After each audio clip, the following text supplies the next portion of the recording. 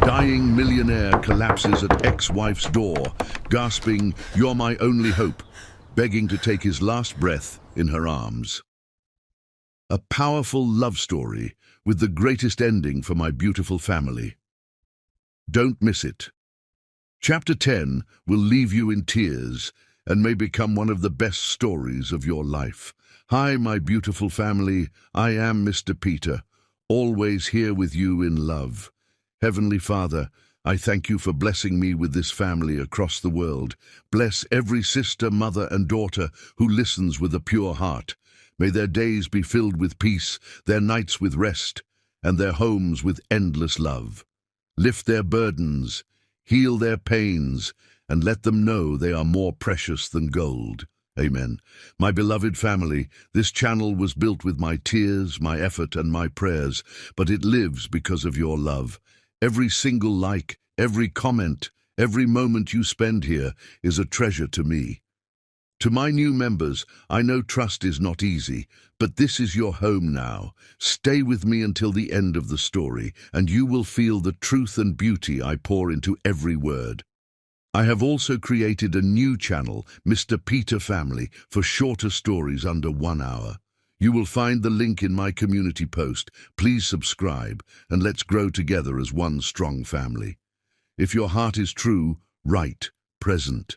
If your love is real, write, I am with Mr. Peter. Some love stories begin with grand gestures and expensive gifts. This one began with 5 crumpled dollar bills and a heart that recognized its other half across a crowded room. Thomas Sander had exactly $7 to his name when he first saw her. The computer lab buzzed with the frantic energy of finals week. Students hunched over keyboards like soldiers in trenches, fighting their academic battles with caffeine-stained determination. Thomas sat in the back corner, his third-hand laptop wheezing through another coding session, when the most beautiful woman he'd ever seen burst through the door. She wasn't beautiful in the polished way of the wealthy girls who populated his business classes, those perfectly groomed princesses who wouldn't look twice at a scholarship kid like him. No, Kelsey Robinson was beautiful in a way that hit him like lightning to the chest. Natural, radiant, completely unaware of her own magnetism as she searched desperately for an empty computer station. "Excuse me," she said, approaching the lab assistant with barely controlled panic in her voice. "My textbook was stolen from my dorm room last night. I need to access the digital library for my economics final tomorrow, but I can't afford the access fee until my work-study paycheck comes in Friday." Thomas watched her shoulders slump as the assistant shook his head apologetically. "I'm sorry, but the system requires payment up front. It's $25 for temporary access." $25. To most students here, that was pocket change. To students like Thomas, and apparently Kelsey, it might as well have been 25,000. He found himself standing before his brain could catch up with his heart. "Hey," he said, walking over to where she stood frozen in defeat. Up close, she was even more stunning.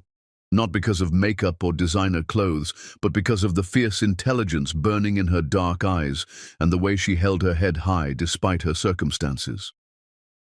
"I couldn't help but overhear," Thomas continued, pulling out his wallet with hands that trembled slightly. "I've got $5. It's not much, but maybe combined with whatever you have." Kelsey stared at him as if he'd just offered to move mountains. I have $15, but that's my food money for the week." "Mine too," Thomas said with a smile that felt like sunrise. "But knowledge feeds the soul, right? And I have a feeling you're the kind of woman who's going to change the world someday. Consider it an investment in the future." The lab fell silent around them as she looked into his eyes, seeing something there that made her breath catch. Kindness. Sacrifice. A recognition that passed between them like an electric current. "What's your name?" she whispered. "Thomas. Thomas Sander. Kelsey Robinson." She took the $5 with hands that shook. I don't know how to thank you." "Study with me," he said impulsively. "I mean, if you want. I'm here every night until they kick us out. We could help each other." That night, as closing time approached and the lab emptied around them, they remained bent over their respective assignments, stealing glances at each other over their screens. Thomas had never believed in love at first sight. It seemed like something from fairy tales, not real life. But watching Kelsey work, seeing the way she bit her lip in concentration and the way her face lit up when she solved a difficult problem, he felt something fundamental shift inside his chest. "I'm starving," Kelsey admitted as they packed up their things. "I was going to grab something from the vending machine, but—" She gestured helplessly at her empty wallet. "I've got a sandwich back in my room," Thomas said quickly. "It's not much, just peanut butter and jelly, but we could share it." They walked across campus together, their breath creating small clouds in the crisp autumn air. Thomas's dorm room was a closet-sized space he shared with a roommate who was rarely there, probably off spending his parents' money at expensive restaurants and bars. "It's not the Ritz," Thomas said, suddenly embarrassed by the cramped quarters, the second-hand furniture, the stack of bills on his desk marked past due. "It's perfect," Kelsey said, and meant it. She sat cross-legged on his narrow bed while he retrieved the sandwich from his mini fridge, carefully cutting it in half with a plastic knife. They ate in comfortable silence at first, but as the night deepened, words began to flow between them like water finding its course. They talked about their dreams, their fears, the weight of being the first in their families to attend college. Thomas told her about his vision of building a tech company that would revolutionize how people connected with each other. Kelsey shared her dream of creating something beautiful and meaningful, though she wasn't sure yet what form that would take. "You know what's funny?" Thomas said, as they finished the last crumbs of their shared meal. "I've been so focused on my goal of making it big, of proving myself, that I forgot what it felt like to just connect with someone." "I know exactly what you mean," Kelsey replied softly. "I've been so busy trying to survive, trying to keep my grades up while working 3 jobs, that I forgot what it felt like to hope for something more." They were sitting closer now, the small bed making intimacy inevitable. Thomas could smell her shampoo, something inexpensive but clean and sweet. He could see the flecks of gold in her brown eyes, the way her lips curved when she smiled. "Kelsey," he said, his voice barely above a whisper, "I know this is crazy and we just met, but I feel like you've been waiting for me your whole life," she finished, her eyes locked on his. "Yes, exactly like that. The first time their lips touched, it was tentative, questioning. But the second kiss was sure and deep and full of all the longing they'd both carried without knowing what they were longing for. When they finally broke apart, both breathing hard, Thomas rested his forehead against hers. "I want to take care of you," he whispered. "I want to build something incredible and share it all with you." "I want to believe in your dreams," she whispered back. "I want to help you reach them."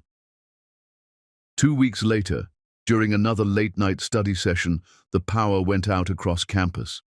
The computer lab plunged into darkness, filled with groans and complaints from students losing hours of work. But Thomas and Kelsey, sitting side by side as they had every night since they met, simply turned to each other and smiled.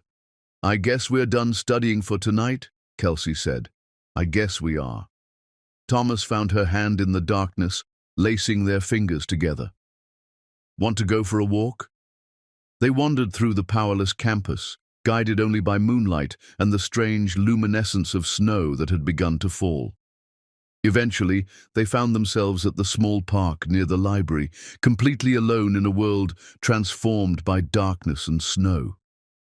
"I love you, Kelsey Robinson," Thomas said, the words tumbling out before he could stop them.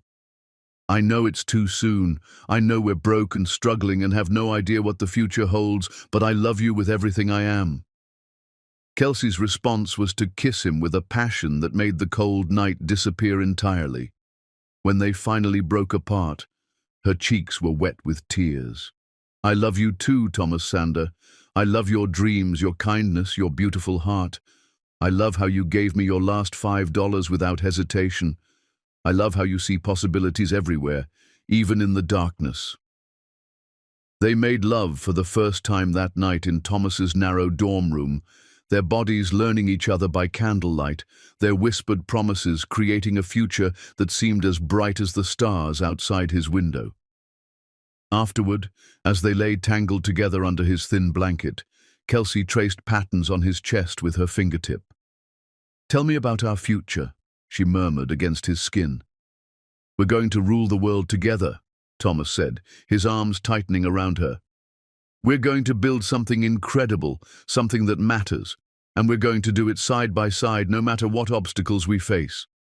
"Promise me," Kelsey said, lifting her head to look into his eyes. "Promise me that no matter how successful you become, no matter how much money you make or how famous you get, you'll never forget this moment.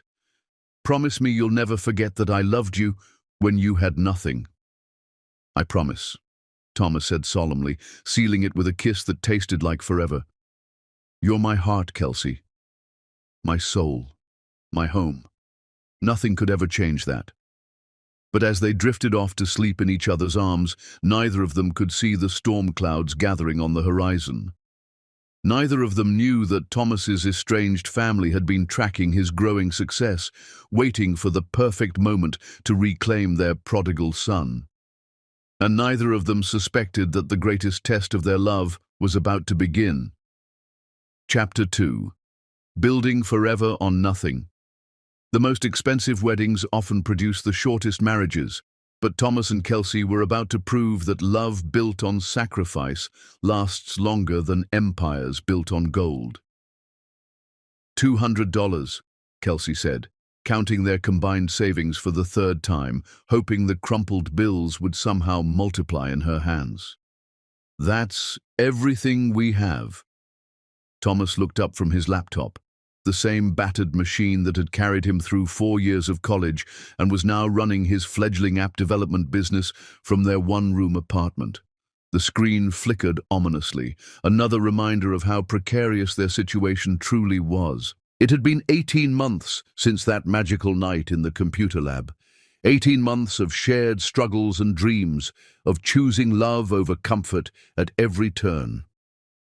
They'd moved in together after Thomas's roommate graduated, pooling their resources to afford a tiny studio apartment above Mrs. Chen's flower shop.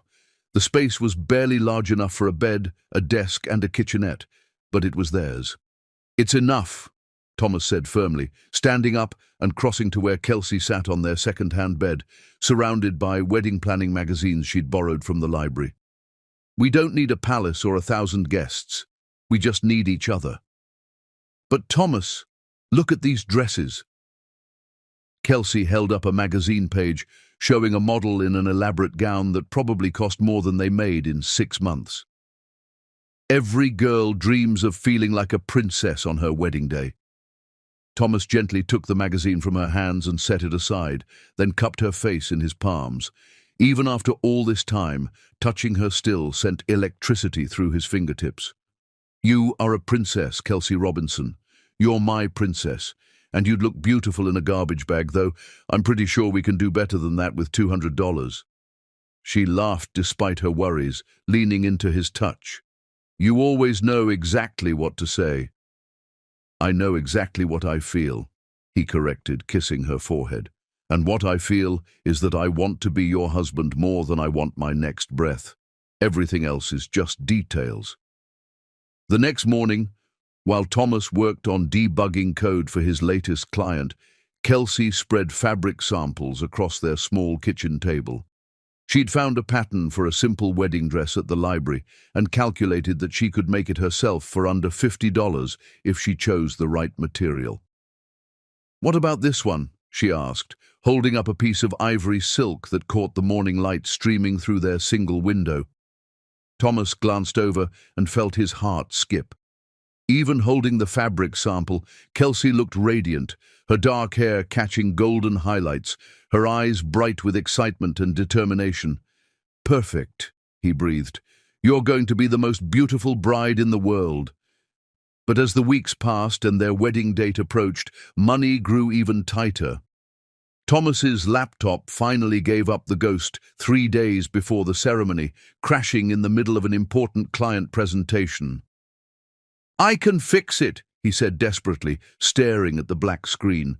I just need to replace the hard drive, maybe the graphics card.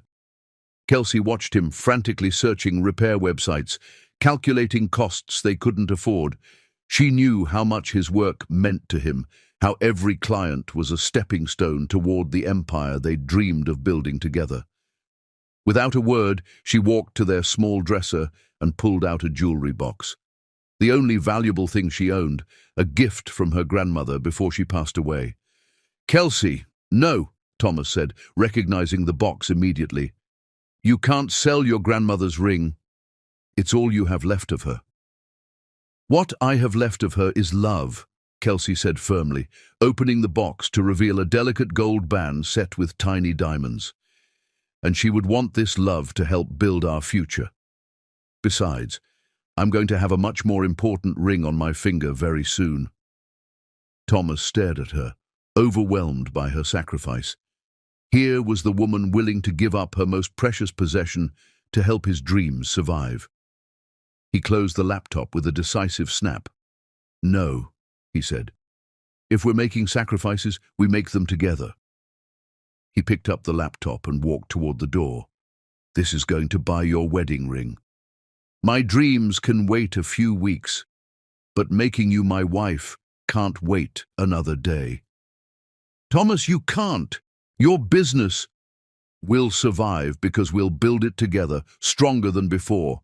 But right now, the only thing that matters is becoming your husband." He sold his laptop that afternoon for enough money to buy 2 simple gold bands from a pawn shop downtown. They weren't diamond-studded or engraved with fancy inscriptions, but when Thomas slipped the ring onto Kelsey's finger that evening, it felt like the most precious treasure in the world.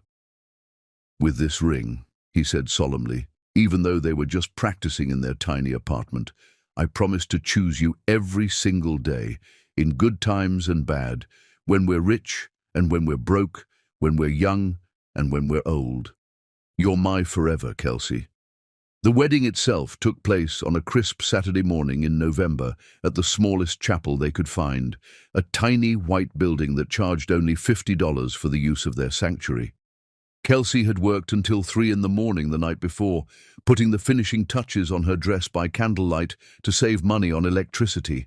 As she walked down the narrow aisle with no father to escort her, no bridesmaids surrounding her, no expensive flowers decorating the simple altar, she felt more beautiful and more loved than any bride in history. Thomas stood waiting for her in his father's old suit, the only suit he owned, his eyes bright with unshed tears as he watched her approach. "You look," he whispered as she reached him, but words failed him entirely. "Like a woman who's about to marry the love of her life," Kelsey whispered back, her own eyes shining with joy. The ceremony was simple, but profound. When the pastor asked Thomas if he would take this woman to be his wife, his voice rang clear and strong throughout the small sanctuary. "I do. With every fiber of my being, with every dream in my heart, with every day I'm given to love her, I do." Kelsey's vows brought tears to the eyes of their 2 witnesses, Mrs. Rodriguez from downstairs and Tommy, Thomas's study partner from college. "Thomas, you are my heart walking outside my body. I promise to stand beside you through every storm, to celebrate every victory, to love you when you're strong, and especially when you're weak. Forever isn't long enough, but it's all we have, and I give it all to you." When they were pronounced husband and wife, Thomas's kiss was gentle and reverent, full of all the promises they'd made to each other in the darkness of their tiny apartment. The reception was cake and punch in the chapel basement, but neither of them had ever tasted anything sweeter. That night, Thomas carried Kelsey over the threshold of their apartment, the same cramped space they'd been sharing for months, but somehow transformed by their new status as husband and wife. "Welcome home, Mrs. Sander," he whispered against her ear as he set her down gently. "Home isn't a place," Kelsey replied, her hands framing his face as she'd done so many times before. "Home is you. Home is us. Home is this love we've built together." Their honeymoon was 3 days of bliss in their one-room paradise. They made love with a new intensity, as if the wedding vows had unlocked something deeper between them. They survived on canned soup and saltine crackers, but Thomas fed Kelsey by candlelight as if she were dining on caviar and champagne. On their second morning as husband and wife, Kelsey woke to find Thomas sitting at their tiny kitchen table, writing in a notebook by the window's early light. "What are you doing, my love?" she asked, wrapping her arms around his shoulders from behind. "Writing you a letter," Thomas said, leaning back into her embrace. "I want to write you a love letter every morning for the rest of our lives. I want you to know, every single day, exactly how much you mean to me." Kelsey read over his shoulder, her heart swelling with each word. "My dearest wife, this morning I woke up and remembered that I get to love you forever. I remembered that you chose me when I had nothing to offer but dreams and determination. I want to spend every day proving that your faith in me wasn't misplaced. You are my strength, my inspiration, my reason for breathing. I love you more today than yesterday, but not as much as I will tomorrow." "Your turn," Thomas said, handing her the pen. And so began their tradition. Love letters every morning, promises written in ink that no amount of wealth or success or family interference could ever erase. On their final honeymoon morning, as they lay tangled together in their narrow bed, Kelsey traced lazy patterns on Thomas's chest. "Promise me something," she whispered. "Anything," Thomas replied immediately. "Promise me that no matter what happens, no matter how successful you become, no matter what challenges we face, no matter who tries to come between us, you'll never forget these days. Promise me you'll remember that we chose each other when we had nothing but love." Thomas lifted her chin so he could look directly into her eyes. "I promise you, Kelsey Sander, that I will choose you every single day for the rest of my life. No amount of money, no amount of success, no amount of pressure from anyone will ever change that. You are my anchor, my light, my home. Nothing could ever be more important than us." They sealed the promise with a kiss that tasted like forever, neither of them knowing that in just 6 months, Thomas's revolutionary app would catch the attention of major investors, changing their lives in ways they couldn't imagine. And neither of them suspected that Thomas's wealthy family, who had ignored his existence for years, were already making plans to reclaim their heir. Chapter 3. Success and the Storm. 6 months later, Thomas stared at the number on his bank statement and felt his world tilt on its axis. But this time, it wasn't from love. $5 million. His simple messaging app, born from late-night conversations with Kelsey about connecting hearts across distances, had exploded overnight when a major tech blog featured it. Downloads flooded in by the hundreds of thousands, premium subscriptions soared, and suddenly venture capitalists were calling non-stop with offers that made his head spin. "Kelsey!" he called out, his voice cracking with disbelief. "Baby, you need to see this!" She emerged from their tiny bathroom, morning sickness evident in her pale complexion, but her eyes bright with curiosity. At 3 months pregnant, she'd been battling nausea for weeks, yet still insisted on working her part-time job at the local boutique to help support them during the app's development phase. "What is it, my love?" she asked, one hand instinctively resting on her barely there bump where their child grew. Thomas showed her the screen, watching her face transform from confusion to shock to pure, radiant joy. "Thomas, this is," she whispered, sinking onto their bed, the same narrow mattress where they'd shared their dreams and bodies for over 2 years now. "We did it. We actually did it." He lifted her carefully, spinning her around their cramped apartment with tears streaming down his face. "We're going to be okay, Kelsey. More than okay. We can get a real place, a nursery for the baby, everything we ever dreamed of." "I'm so proud of you," she whispered against his neck, her own tears mixing with his. "I always knew you'd change the world." That evening, Thomas took her to their favorite diner, the same booth where they'd shared countless dreams over cheap coffee during their college years. But this time, He ordered champagne for himself and sparkling cider for Kelsey, his hands shaking with excitement as he raised his glass. "To us," he said, his voice thick with emotion. "To the baby. To the future we're going to build together." Kelsey lifted her glass, her wedding ring catching the diner's fluorescent light.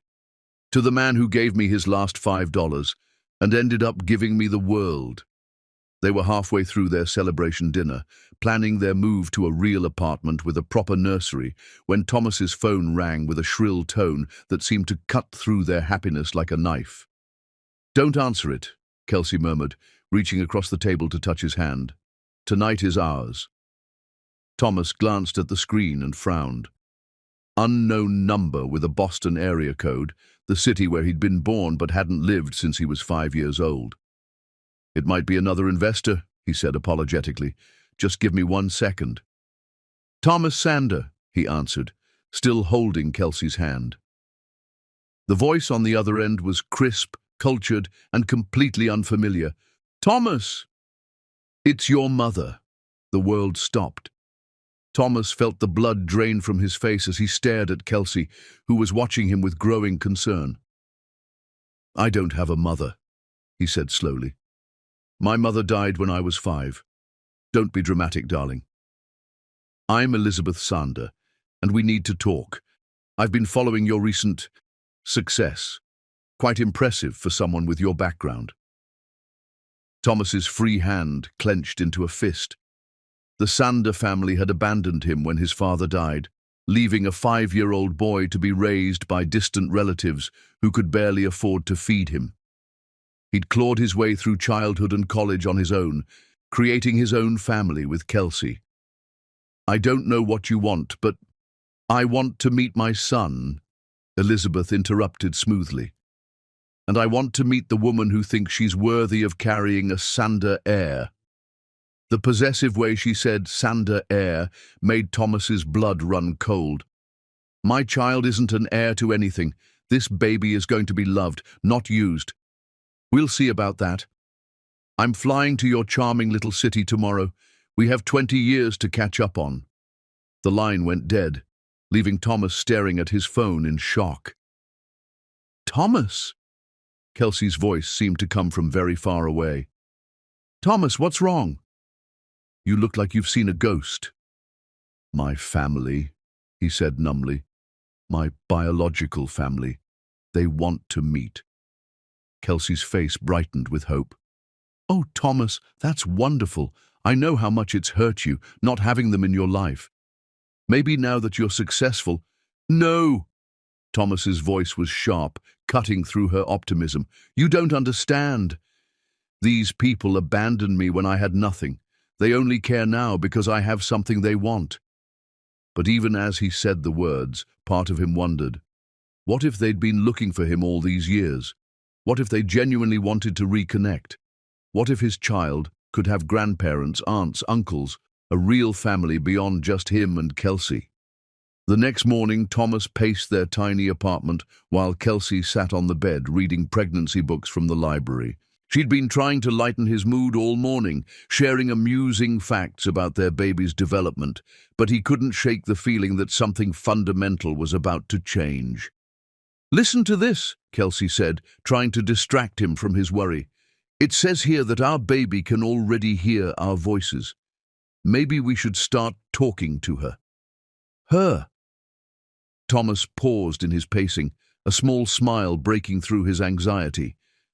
"I have a feeling," Kelsey said, placing both hands on her stomach. "A mother's intuition.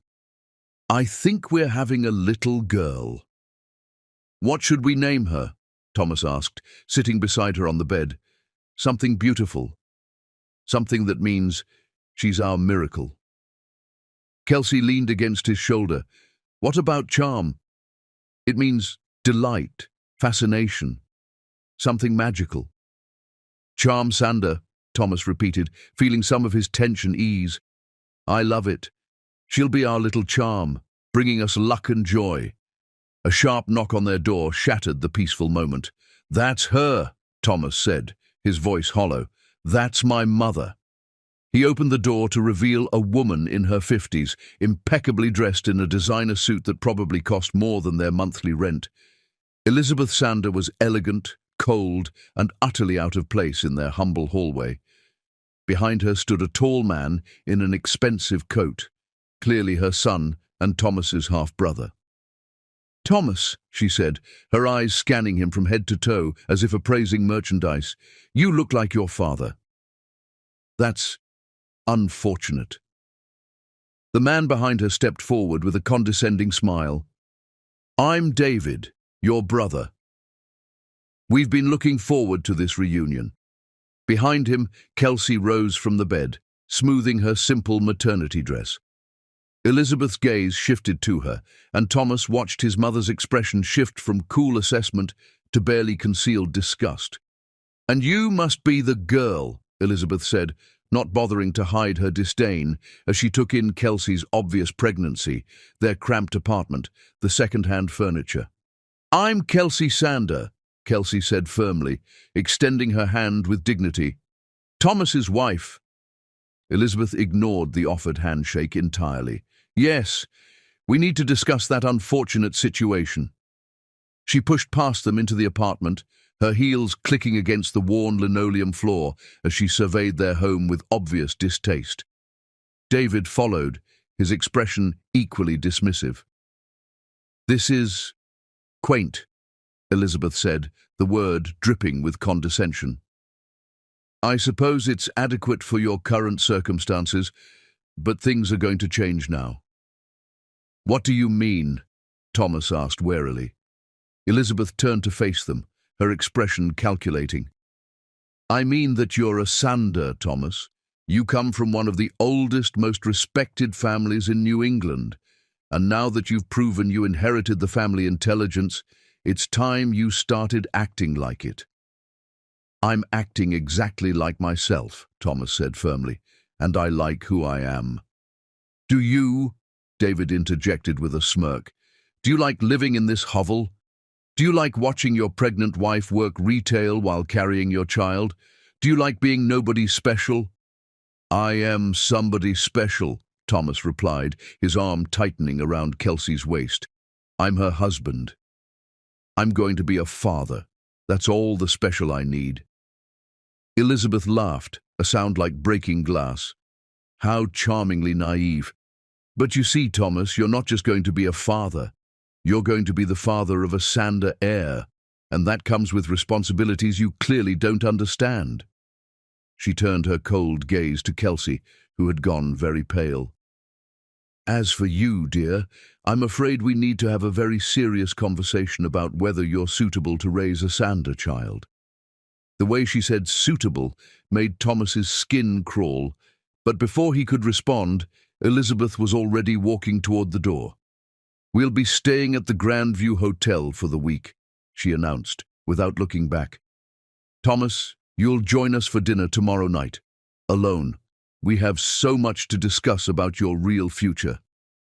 "I won't go anywhere without my wife," Thomas said firmly. David paused at the door, his smile cruel. "Oh, but you will, brother, because we have some very interesting information about your wife that you're going to want to hear. Information that might change how you feel about her motivations." When the door closed behind them, Thomas and Kelsey stood in stunned silence. Finally, Kelsey spoke, her voice barely above a whisper. "Thomas, they hate me. They don't even know me, but they hate me." Thomas pulled her close, feeling her tremble against him. But even as he held her, David's words echoed in his mind. What information could they possibly have about Kelsey? She'd been with him every day for over 2 years. What secrets could she possibly be hiding? For the first time since they'd met, a tiny seed of doubt planted itself in Thomas's heart. And somewhere in the back of his mind, he couldn't help but wonder, what if his family was right? The war for their love had officially begun. Chapter 4. The Poison Spreads. The devil's greatest weapon isn't fire and brimstone, it's doubt whispered by people you're supposed to trust. 3 weeks had passed since Elizabeth and David's unwelcome visit, 3 weeks during which Thomas's app had grown into a $50 million empire. Investors were lining up, tech giants were making acquisition offers, and suddenly Thomas Sander was being featured on magazine covers as the next great American success story. But success, Kelsey was learning, came with a price neither of them had anticipated. "You look tired, sweetheart," she said, watching Thomas stare at his laptop screen in their new penthouse apartment. Despite her protests, he'd insisted on upgrading their living situation immediately after Elizabeth's visit, claiming he wanted to provide properly for their growing family. At just under 4 months pregnant, Kelsey's bump was becoming more pronounced, and she'd taken to wearing flowing dresses that accommodated her changing body. She felt beautiful and radiant, but lately, Thomas seemed distant, distracted by something she couldn't identify. "Just working through some investor meetings," Thomas replied without looking up. Elizabeth set up some connections with her business associates. The casual way he mentioned his mother's name made Kelsey's stomach clench with unease. Elizabeth had been calling daily since their confrontation, always with some urgent business matter that required Thomas's immediate attention. Each conversation left him more withdrawn, more troubled. "Thomas," Kelsey said gently, settling beside him on their new leather sofa, a piece of furniture that cost more than their old apartment's yearly rent. "Can we talk?" Finally, he looked at her, and what she saw in his eyes made her breath catch. There was something different there, something that hadn't existed before his family's reappearance. Suspicion. "Of course," he said, closing the laptop. "What's on your mind?" "You've been different lately. Since your mother started calling. I'm worried about us." Thomas was quiet for a long moment, his fingers drumming against his knee in a nervous rhythm she'd never seen before. "Kelsey, can I ask you something? And I need you to be completely honest with me." "Always," she replied immediately. "You know that. When we first met, when you were struggling to pay for that textbook access, did you know who I was? Did you know about my family's wealth?" Kelsey felt as if he'd slapped her. "What?" "Thomas, what are you talking about? You didn't have any wealth. We were both broke college students. We shared sandwiches because neither of us could afford a full meal. But did you know about the Sander family fortune? Did you research me before we met?" The questions hit her like physical blows. "Thomas, I fell in love with a man who gave me his last $5, a man who sold his laptop to buy me a wedding ring. Where is this coming from?" Before Thomas could answer, his phone rang. Elizabeth's name appeared on the screen, and Kelsey watched her husband's face change as he answered. "Hello, Mother. Yes, I asked her." "I see. Are you sure about that?" "Okay, I'll be there in an hour." He hung up and wouldn't meet Kelsey's eyes. "I have to go. Elizabeth wants to show me something important.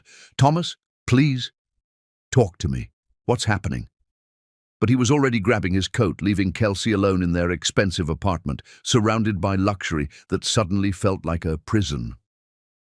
An hour later, Thomas sat in Elizabeth's hotel suite, staring at a manila folder she'd placed on the coffee table between them. "I didn't want to show you this," Elizabeth said, her voice carefully modulated with false sympathy. "But as your mother, I have a responsibility to protect you." "What is it?" Thomas asked, though something in his gut was screaming at him not to look. "David's investigator did some research into your wife's background. Some very interesting things came to light." David leaned forward from his position in the suite's wing chair, his expression grave. "Thomas, we found evidence that Kelsey knew about the Sander family wealth before she ever met you." "That's impossible," Thomas said immediately. "We were both nobodies when we met. I didn't even know you existed." Elizabeth opened the folder with surgical precision. "These are screenshots from social media posts, Thomas. Posts where Kelsey discussed her financial struggles and her plan to find a wealthy husband to solve them." Thomas stared at the printed pages, his hands shaking. The screenshots appeared to show posts from Kelsey's college social media account, dated just weeks before they'd met. Tired of being broke all the time? Maybe it's time to find a rich boyfriend, LOL. College is full of trust fund kids, right? He read aloud, his voice hollow. There's more, David said quietly. Posts about targeting computer science students because they're most likely to become wealthy. Posts about the importance of getting pregnant early to secure a permanent connection. Thomas felt sick. This can't be real. Kelsey isn't like this. She's never cared about money. Oh, my dear boy, Elizabeth sighed. Of course she cares about money. Look how quickly she agreed to move into that expensive apartment. Look how she's already planning the nursery renovation that will cost more than most people's cars. She didn't want the apartment, Thomas protested weakly. I insisted. Because she manipulated you into thinking you needed to provide better for her, David interjected. It's a classic gold digger technique. Make the man feel inadequate so he overspends to prove his worth. Elizabeth pulled out another document. And this is a record of phone calls between Kelsey and her college roommate. Our investigator managed to obtain transcripts. Thomas read with growing horror. I think I found my ticket out of poverty. This guy Thomas is brilliant, and his app is going to make him rich. I just have to make sure he falls hard enough that he'll want to marry me before he realizes he could do better. The words swam before Thomas's eyes. Everything he'd believed about their love story was crumbling around him. This has to be fake, he whispered. People don't fake phone transcripts and social media posts. They do when they're protecting their son from a fortune hunter, Elizabeth said gently. Thomas, I know this is painful, but you need to face the truth. This woman targeted you. She got pregnant deliberately to trap you, and now she's living in luxury while you work yourself to death to support her lifestyle. Thomas's mind raced through their relationship, reinterpreting every memory through this new, poisonous lens. Had Kelsey really been surprised by his success? Or had she been expecting it all along? Had her tears of joy been genuine or calculated performance? But she loved me when I had nothing, he said desperately. She loved your potential, David corrected. She saw a smart, ambitious man who could be molded into her personal ATM. Look at the evidence, Thomas. It's all here in black and white. Elizabeth moved to sit beside her son, her voice taking on a motherly tone that Thomas had never heard before. Sweetheart, I know this hurts. But think about it logically. What are the odds that a beautiful woman would fall instantly in love with a broke scholarship student? What are the odds she'd be willing to work multiple jobs to support his dreams unless she knew those dreams were going to pay off? She believes in me, Thomas said, but his voice lacked conviction. She believes in your bank account, Elizabeth replied sadly. And now that you're worth $50 million, she's probably already planning her exit strategy. Mark my words, she'll find some reason to leave you and take half of everything you've built. The baby will ensure she gets child support for 18 years plus custody leverage whenever she needs more money. David's voice was clinical, matter of fact. It's actually quite brilliant if you think about it objectively. Thomas stared at the document spread before him, his world tilting on its axis for the second time in a month. But this time, instead of joy, he felt only crushing betrayal. I need to think, he said numbly. Of course you do, Elizabeth said, rubbing his shoulder with false comfort. But Thomas? Don't confront her directly. If she realizes you know the truth, she might disappear with the baby. We need to be strategic about this. Strategic how? Let her think everything is normal while we build a case. Document her spending, her behavior, her attempts to isolate you from your real family. When the time comes, you'll have everything you need to protect yourself and your child from her manipulation. Thomas left the hotel in a daze, the manila folder tucked under his arm like evidence of his own stupidity. As he drove home to the penthouse apartment, he couldn't stop Elizabeth's words from echoing in his mind. What are the odds that a beautiful woman would fall instantly in love with a broke scholarship student? When he walked through the door, Kelsey looked up from the pregnancy book she'd been reading, her face lighting up with the same radiant smile that had first captured his heart in the computer lab. "How was your meeting?" she asked, and for the first time Thomas wondered if the warmth in her voice was genuine or calculated. "Fine," he said shortly. "I'm going to work in the study for a while." He saw hurt flicker across her face, but now he wondered if even that was performance. How long had she been playing this role? How long had he been nothing more than a mark in an elaborate con game? As he closed the study door behind him, Thomas Sander felt the first crack form in his heart. The poison Elizabeth had injected was already spreading through his bloodstream, killing the trust that had once made their love unshakable. And in the living room, Kelsey Robinson Sander sat alone, one hand resting on her growing belly, wondering why the man she loved more than life itself was suddenly looking at her like she was a stranger. The war for their love had entered its cruelest phase, and Kelsey didn't even know she was losing. Chapter 5. The Cruelest Betrayal. Some betrayals cut like knives, swift and sharp, but the cruelest ones burn slow, destroying you from the inside while the world watches and applauds. The grand ballroom of the Meridian Hotel glittered with crystal chandeliers and the laughter of 500 guests, all gathered to celebrate Thomas Sander's meteoric rise to the top of the tech world.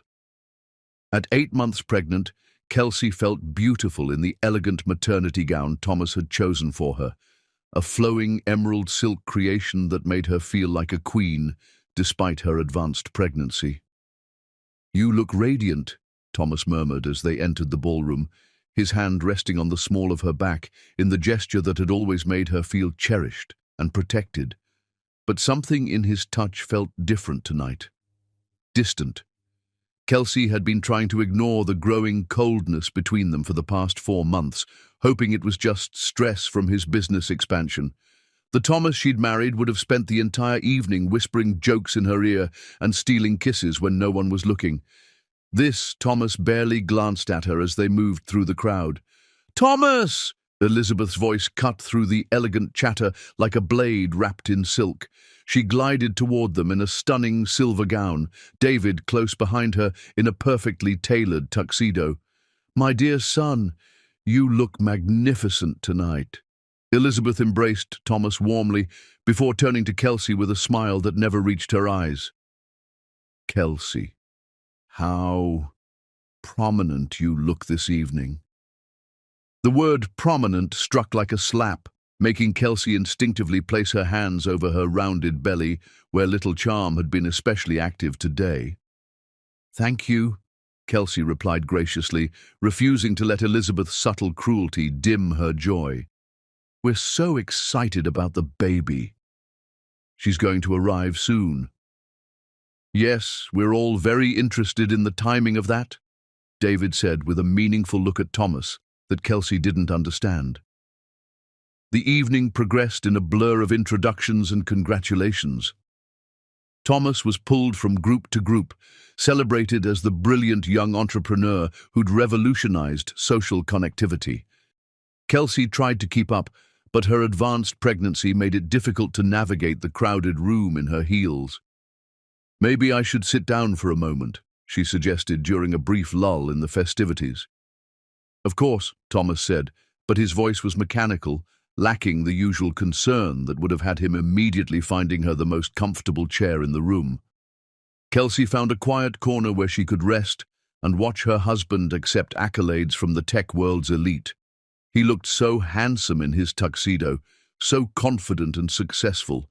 She should have felt proud, but instead a terrible unease was growing in her chest. "Ladies and gentlemen," Elizabeth's voice suddenly rang out across the ballroom as she approached the microphone on the small stage. "If I could have your attention, please." The crowd quieted, turning toward Thomas's mother with polite interest. "As Thomas's family, we are incredibly proud of his achievements," Elizabeth began, her voice carrying perfectly through the sound system. "But we also believe that success should be built on truth, on authenticity, on genuine relationships." Kelsey felt a chill run down her spine.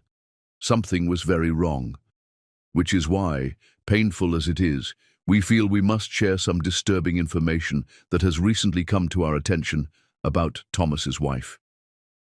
The ballroom fell deadly silent. Kelsey felt hundreds of pairs of eyes turn toward her, and she struggled to breathe as panic constricted her chest. Elizabeth nodded to David, who stepped forward with a large screen that he'd wheeled onto the stage. What you're about to see are photographs taken by a private investigator over the past several months. The first image that appeared on the screen made Kelsey's world explode into fragments. It was her, or appeared to be her, embracing a handsome stranger in what looked like an intimate moment. The image was so realistic, so perfectly crafted, that for a moment even Kelsey doubted her own memory. As you can see, Elizabeth continued in a voice heavy with false sorrow, Thomas's wife has been conducting an affair throughout her pregnancy. No, Kelsey whispered, but her voice was lost in the shocked murmurs rippling through the crowd. More photos appeared, images of her apparently meeting the same man in restaurants, hotels, parks. Each one was a masterpiece of digital manipulation, so seamlessly created that they looked absolutely authentic. We hired the investigator when we became concerned about her behavior, David added, his voice carrying across the silent ballroom. What we discovered was that Kelsey Robinson targeted our brother specifically for his wealth potential, conducted an affair throughout their marriage, and may not even be carrying his child. The room erupted in whispers and gasps. Kelsey tried to stand, to defend herself, but her pregnant body felt impossibly heavy, and the room was spinning around her. "Thomas!" she called out, her voice breaking. "Thomas, you know this isn't true. You know I would never—" But when she found her husband's face in the crowd, what she saw there destroyed her more completely than any photograph ever could. Cold, empty, full of disgust and betrayal. Thomas stepped onto the stage, taking the microphone from his mother with steady hands. "I want to thank everyone for coming tonight to celebrate what I thought was the beginning of my future," he said, his voice carrying clearly through the silent ballroom. "Instead, it's become the night I learned the truth about the woman I married." "Thomas, no," Kelsey pleaded, but her voice was just a whisper lost in the vast space.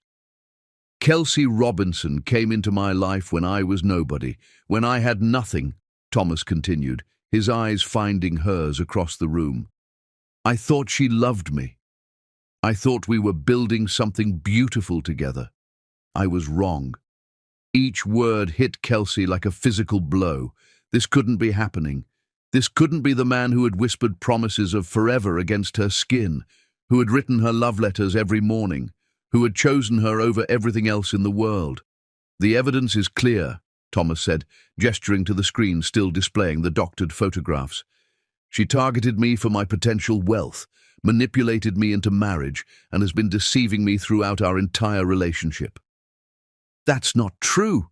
Kelsey finally found her voice, struggling to her feet despite her advanced pregnancy. "Thomas, how can you believe this? You know me. You know my heart." The room turned to stare at her as she moved toward the stage, her emerald gown flowing around her swollen belly, tears streaming down her face. "Please," she begged, her voice carrying across the silent ballroom. "I love you. I've loved you since the moment we met. I would never betray you, never hurt you. Those photos are fake. They have to be fake." Thomas looked down at her from the stage, and when he spoke, his voice was colder than winter frost. "You'll never be part of this family again," he said, each word precisely enunciated, designed to cut as deeply as possible. "Leave before I regret ever loving you." The words shattered something fundamental inside Kelsey's chest. The pain was so intense, so complete, that she felt her body responding in ways beyond her control. "Thomas!" she gasped, doubling over as a sharp cramp tore through her abdomen. "Thomas, the baby! Something's wrong!" but he had already turned away from her, accepting congratulations from his brother as if she no longer existed. Another cramp, stronger this time, dropped Kelsey to her knees on the ballroom floor. Warm liquid soaked through her beautiful emerald gown, and she realized with terror that her water had broken. "Please!" she cried out to the crowd of elegant strangers surrounding her. "I need help. The baby's coming." Several women moved toward her, but Elizabeth's voice cut through their attempts at assistance. "Don't!" she commanded sharply. "This is obviously another manipulation attempt. She's not really in labor."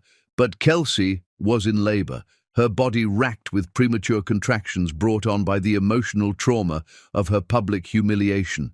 She crawled across the marble floor toward the stage where Thomas stood with his back to her, desperately reaching for the man she loved.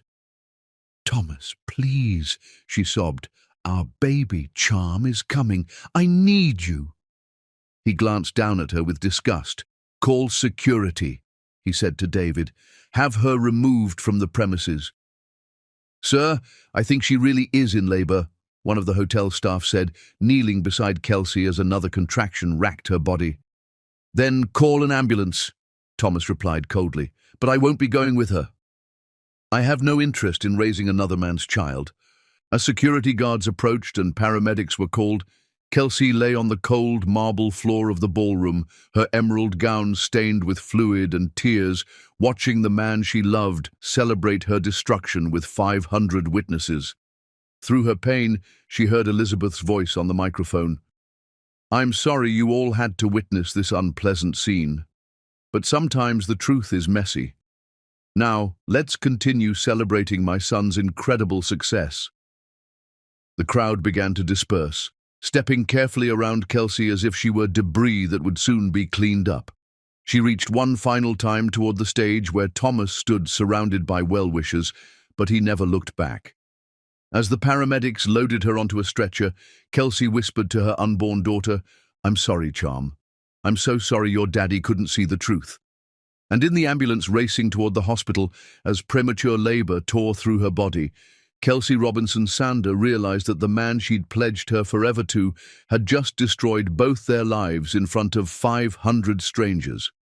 The greatest love story she'd ever known was ending in the cruelest way possible, not with honest failure, but with calculated public humiliation designed to break her spirit completely.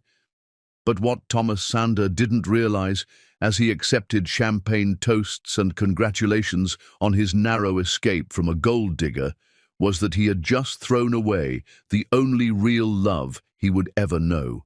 And someday, when the truth finally came to light, the memory of this night would haunt him forever. Chapter 6. Rising from Ashes. Sometimes the greatest strength is born in the moments when you have nothing left to lose and everything to prove. Kelsey Robinson held her newborn daughter against her chest in the sterile hospital room, completely alone except for the tiny miracle breathing softly against her heart.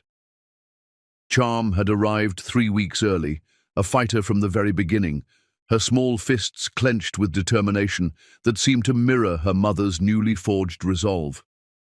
"Just you and me, baby girl," Kelsey whispered, tears streaming down her face as she studied her daughter's perfect features.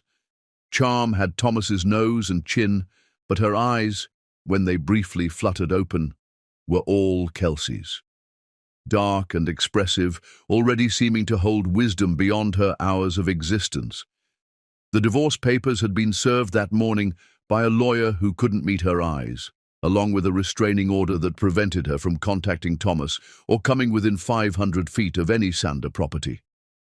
Elizabeth's final cruelty, ensuring that Kelsey left the hospital with nothing but the clothes on her back and a baby who would never know her father. "Mrs. Sander?" A kind-faced social worker entered the room, her voice gentle but professional. "I'm Patricia Williams. I understand you'll need some assistance with housing arrangements." Kelsey's heart clenched. She had nowhere to go. The penthouse apartment had belonged to Thomas, her few personal belongings probably already discarded. Her family lived across the country and couldn't afford to help, even if she'd been willing to burden them. There's a women's shelter about 15 minutes from here, Patricia continued. They have space for you and the baby. It's clean, safe, and they have programs to help new mothers get back on their feet. Pride warred with practicality in Kelsey's chest. A shelter. She was about to become homeless with a newborn baby. But as she looked down at Charm's sleeping face, pride lost the battle. "Thank you," she said quietly. "We'll need the help." The New Beginnings Women's Shelter was a converted Victorian house painted cheerful yellow with a small garden out front and the sound of children's laughter drifting from the playground behind the building. Kelsey's room was tiny, just large enough for a single bed, a crib, and a small dresser, but it was clean and warm, and most importantly, it was theirs. "You're not the first woman to end up here after a bad marriage," said Rosa, the night supervisor, as she helped Kelsey settle in, "and you won't be the last. But I can tell just by looking at you, you're going to be one of the success stories." For the first 3 months of Charm's life, Kelsey survived on government assistance and the kindness of the shelter's staff and residents. She spent her days caring for her daughter and her nights planning their future. Other women came and went, some finding their footing and moving on, others caught in cycles of dependence and despair. But Kelsey refused to be broken. "I'm going to make something of our lives," she whispered to Charm during those long, quiet nights. "I'm going to show you that a woman can be strong, that love doesn't make us weak. I'm going to build us a kingdom, baby girl, and no one will ever be able to take it away from us." When Charm was 4 months old, Kelsey took her first job, cleaning offices at night while her daughter slept in a portable bassinet beside her. The work was hard and the pay minimal, but it was honest labor that didn't require her to depend on anyone else's charity. "Look at you, little one," she murmured, as she mopped floors in the gleaming corporate towers where Thomas's former peers worked during the day. "Mommy's showing you that dignity comes from doing whatever it takes to build our future." Within 6 months, Kelsey had saved enough to rent a tiny efficiency apartment. It wasn't much, a studio space with a Murphy bed and a kitchenette, but it was theirs. She hung pictures on the walls and bought second-hand furniture, creating a home filled with love, even if it lacked luxury. As Charm grew from infant to toddler, Kelsey's cleaning business grew too. Her clients praised her attention to detail, her reliability, her honest nature. Word spread, and soon she was cleaning homes as well as offices, building a reputation for excellence that transcended her humble circumstances. "Mama work," Charm babbled from her high chair one morning as Kelsey prepared to leave for a client's house. At 18 months old, Charm was already showing signs of her parents' intelligence, speaking in full sentences and observing everything with those thoughtful, dark eyes. "That's right, sweetheart. Mama works so we can have nice things and you can go to good schools someday." "Daddy work too?" Charm asked with the innocent curiosity of a child who didn't understand the complexities of adult relationships. Kelsey's heart stopped for a moment. She'd been dreading this question, knowing it would come eventually. "Daddy is building his own dreams," Kelsey said carefully. "But you and Mama, we're building our dreams together, and that makes us very special." It was the first of many such conversations, each one breaking Kelsey's heart a little more. But she never spoke badly of Thomas to their daughter. Whatever pain he'd caused her, Charm deserved to form her own opinions about her father someday. By the time Charm turned 3, Kelsey's cleaning business had evolved into something more. Wealthy clients began asking her advice about home organization, about interior arrangements, about creating spaces that felt both elegant and livable. What started as casual suggestions became formal consultations, and Kelsey discovered she had an eye for design that transformed ordinary spaces into extraordinary sanctuaries. "I think you should consider interior design school," suggested Mrs. Harrison, one of her regular clients, whose mansion Kelsey had been quietly reorganizing for months. "You have a gift, dear. It would be a shame not to develop it properly. Kelsey enrolled in night classes while Charm slept, studying by lamplight in their tiny apartment, sketching designs on whatever paper she could afford. Her professors were amazed by her natural talent and her fierce determination to succeed. "You work harder than students half your age," Professor Martinez told her after she presented a room design that left the class speechless. "But more than that, you understand that interior design isn't about expensive furniture. It's about creating emotional connections to space. That can't be taught." When Charm turned 5, Kelsey graduated with honors and launched Robinson Interiors. Her first real client was a young couple who'd seen her work at Mrs. Harrison's house. They couldn't afford much, but Kelsey transformed their small home into something magical, using creativity and resourcefulness instead of expensive materials. The before and after photos went viral on social media. Suddenly, everyone wanted to hire the interior designer who could create luxury looks on modest budgets, who understood that beautiful homes were built with love and vision, not just money. "Mama famous," Charm announced one morning, pointing to her mother's picture in the local newspaper's lifestyle section. "Not famous, baby." Just working hard and getting noticed for it. But Kelsey was becoming famous, at least in their city. Her client list grew to include celebrities, politicians, and business executives. She hired assistants, rented office space, and started turning down projects because she couldn't keep up with demand. Through it all, she remained devoted to Charm, attending every school play, every parent-teacher conference, every soccer game. She bought a house, not a mansion, but a beautiful Victorian that she renovated herself, creating a home filled with warmth and laughter.